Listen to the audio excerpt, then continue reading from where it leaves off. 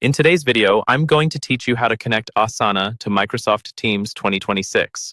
We're going to walk through this step by step so you can follow along on your own screen and have both tools working together smoothly by the end.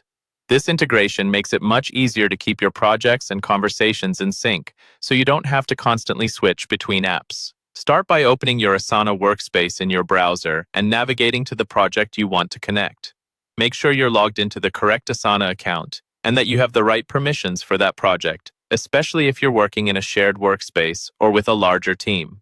Once you're on your project page, look for the settings option for that project. This is usually represented by a small gear icon or a settings label near the top of the project view. Go ahead and click on Settings. This is where Asana lets you customize how the project behaves and which tools it connects to. Inside the settings area, find and select the Apps section. This is the place where Asana lists all the integrations and add-ons you can use with your project.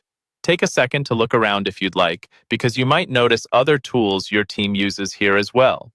Now, within the Apps section, you'll see an option to connect Asana to Microsoft Teams. Click on Connect.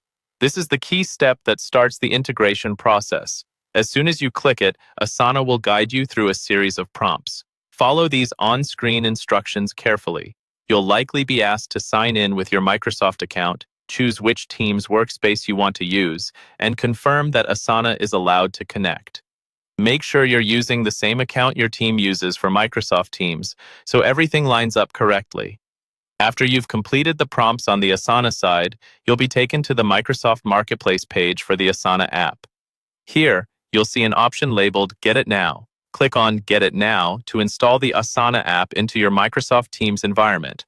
You may need admin approval, depending on your organization's settings, so if you get a message about permissions, just reach out to your IT admin to approve the app. Once it's installed, Asana and Microsoft Teams will be linked, and you'll be able to bring Asana tasks and updates directly into your Teams channels, making collaboration much more streamlined.